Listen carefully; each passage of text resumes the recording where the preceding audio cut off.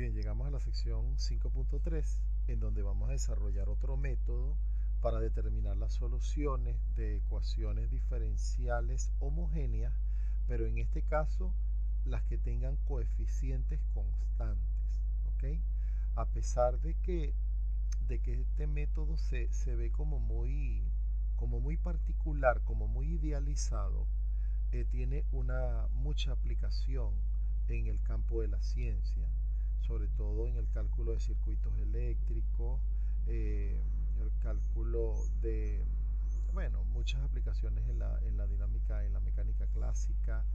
eh, entonces es importante que todo ingeniero pueda analizarlo en detalle. Comencemos.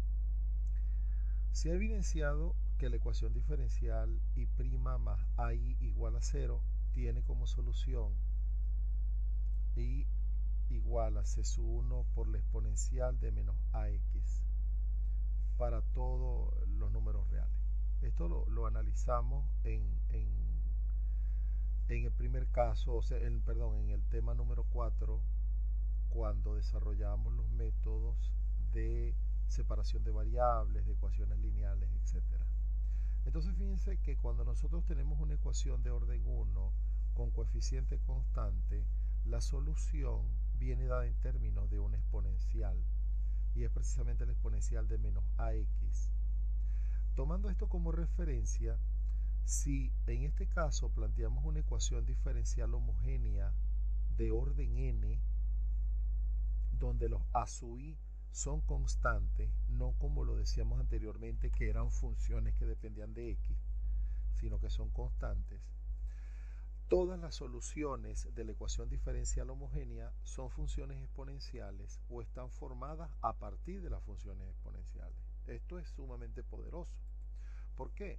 Porque entonces nosotros vamos a poder ir analizando qué ocurre con las soluciones gracias a que a priori podemos garantizar que dichas soluciones van a ser combinaciones de exponenciales. En un primer momento vamos a plantear el caso para las ecuaciones de segundo orden. Vamos a estudiar todas las posibilidades que tienen sus soluciones y luego vamos a extender la idea a cualquier ecuación diferencial de orden superior. Entonces, si el caso es que tenemos esta ecuación de orden 2, esta ecuación diferencial homogénea con coeficientes constantes, es decir, a, b y c son números dados. Entonces, si la solución representa una combinación de exponencial, sin perder generalidad, podemos suponer que y es igual a la exponencial de m por x, donde m es una constante.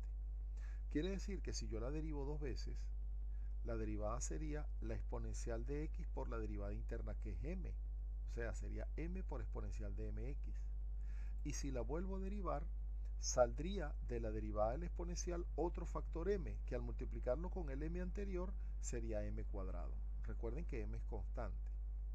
Entonces, si nosotros sustituimos cada una de estas expresiones en la ecuación, representa lo siguiente. Sería a por m cuadrado por exponencial de mx más b por m exponencial de mx más c exponencial de mx.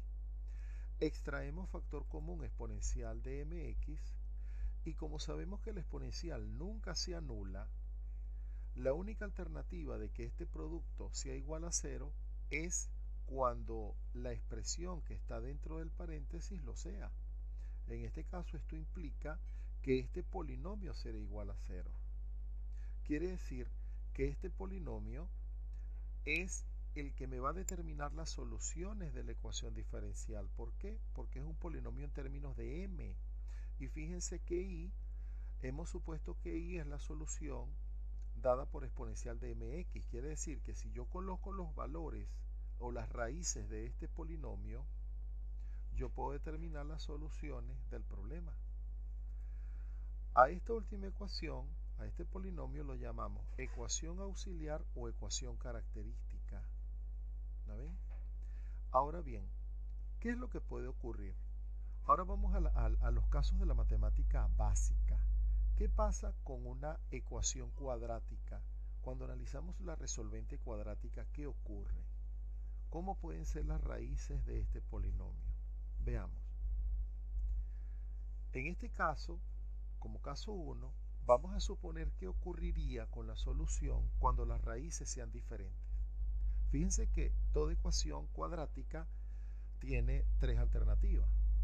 Que yo obtenga dos raíces reales diferentes, que obtenga como raíz o como raíces el mismo resultado, o que obtenga raíces complejas.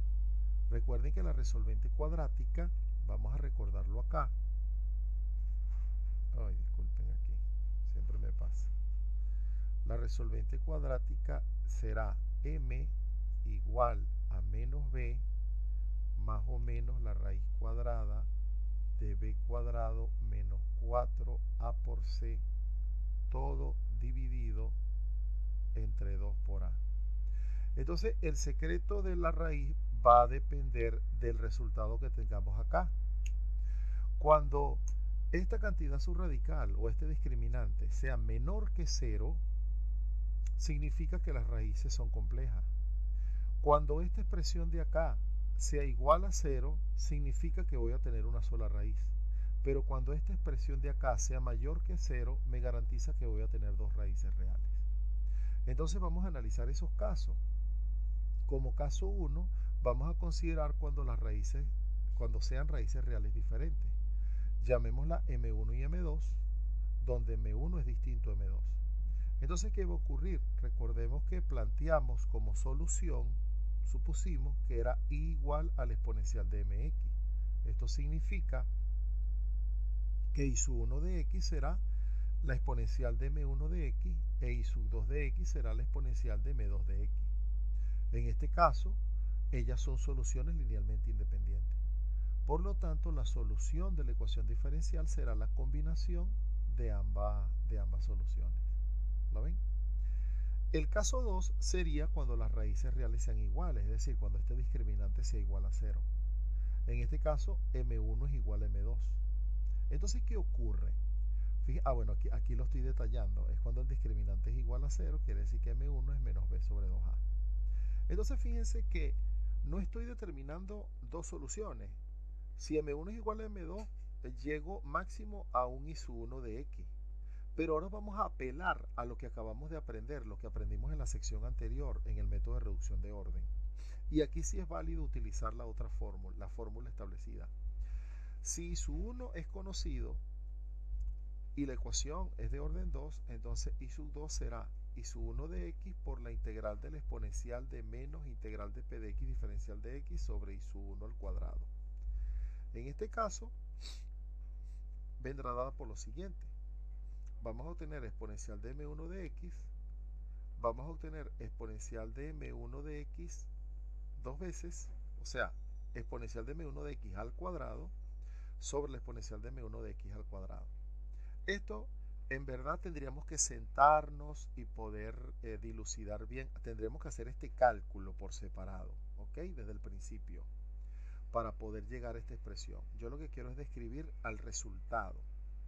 Cuando avancemos al resultado, fíjense que, claro, esta expresión se cancela con esta y me va a quedar la antiderivada del diferencial de x. Esto me va a generar un factor x. Esto es lo que quiero puntualizar. Quiere decir que i sub 2 va a ser x por la exponencial de m1 de x. Fíjense, estoy teniendo una solución y la solución siguiente, o sea, la que la acompaña, sería la misma solución anterior pero agregándole x. ¿Lo ven?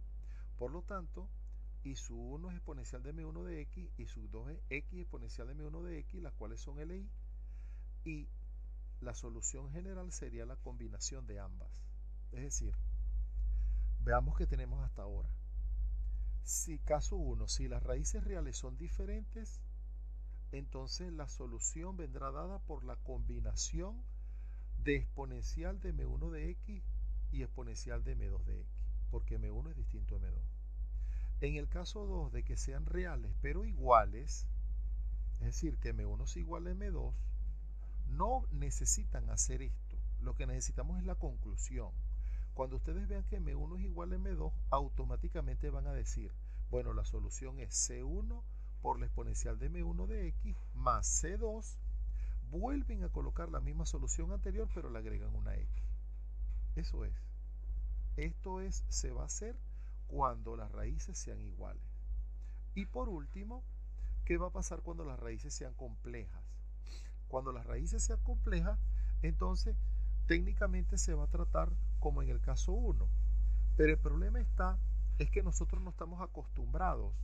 Si M1 es alfa más I beta y M2 es alfa menos I beta, porque recuerden que las raíces siempre van, la raíz y su conjugada, ellas siempre van apareadas. Entonces, cuando lo sustituimos acá, tal como lo hicimos en el caso 1, ¿cómo manipulamos esta expresión alfa la I beta? Cuando nosotros querramos utilizar esta solución digamos que no es amigable para trabajar, no es aceptable hasta cierto punto. Entonces acá yo voy a hacer una pequeña explicación, pero ustedes se van a quedar es con el resultado final. Yo lo que quiero a continuación es argumentarles qué vamos a hacer con esta expresión. Voy a apoyarme de la ecuación de Euler. Euler decía o estableció que el exponencial de I por tita es igual al coseno de tita más I seno de tita. Entonces, ¿qué ocurre? Que si yo coloco la exponencial de I por beta x, esto va a ser el coseno de beta x más I seno de beta x. Y si coloco la exponencial de menos I por beta x, esto es el coseno de menos beta x más I seno de menos beta x. Pero recordemos que el coseno y el coseno es una función par y el seno es impar. Por lo tanto, esta la dejo tal cual como está, pero el coseno de menos el argumento es el coseno del argumento. En cambio, el seno, como es impar, ¿qué significa que la función sea impar? Que el seno de menos el argumento es menos el seno del argumento. Entonces, ¿qué vamos a hacer con esto? ¿Qué pasa cuando yo las combino? Si yo hago la suma o hago la resta entre estas dos expresiones anteriores, cuando yo haga esta más esta, me va a generar 2 veces el coseno. Y cuando yo haga esta menos esta, se me anulan los cosenos y me quedan 2 veces I por el seno. Ahora, ¿qué voy a hacer con esto? Fíjense que I de X hasta ahora tiene esta forma. Pero si yo le doy valores particulares a los parámetros, puedo generar tantas soluciones como yo quiera. Yo necesito generar 2 soluciones. Entonces, por conveniencia, yo voy a hacer C1 y C2 igual a 1. Y eso me va a generar una I sub 1. Y luego voy a hacer C1 igual a 1 y C2 igual a menos 1. Y eso me va a generar una I sub 2. En ese caso, I sub 1 sería esta representación cuando C1 y C2 sean iguales a 1. E I sub 2 sería esta representación, pero tomando a C sub 1 igual a 1 y C sub 2 igual a menos 1. Por lo tanto, fíjense lo siguiente. Acá lo que hice fue repetir las expresiones. Si yo extraigo factor común aplicando propiedades del exponencial y extraigo factor común exponencial de alfa x en cada uno de ellos, fíjense lo que va a ocurrir. Aquí estoy teniendo exponencial de alfa por x y miren esta expresión que está entre el paréntesis. Y en el I sub 2 voy a extraer exponencial de alfa por x y miren esta expresión. Pero de la diapositiva anterior, vamos a regresarnos, fíjense que ya nosotros estimamos que esta suma me da 2 veces coseno de beta x y que esta resta me da 2i seno de beta x. Entonces vamos a sustituirlo allá. En este caso, esta suma me da 2 coseno de beta x y esta resta me da 2i seno de beta x.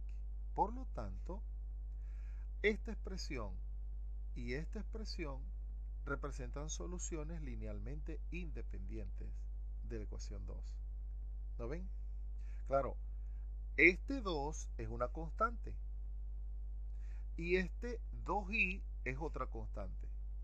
Entonces ellas para mí no son muy relevantes. A mí lo que me interesa es la expresión variable exponencial de alfa x seno de beta por x. Ellas dos, esta es una solución y esta es otra solución.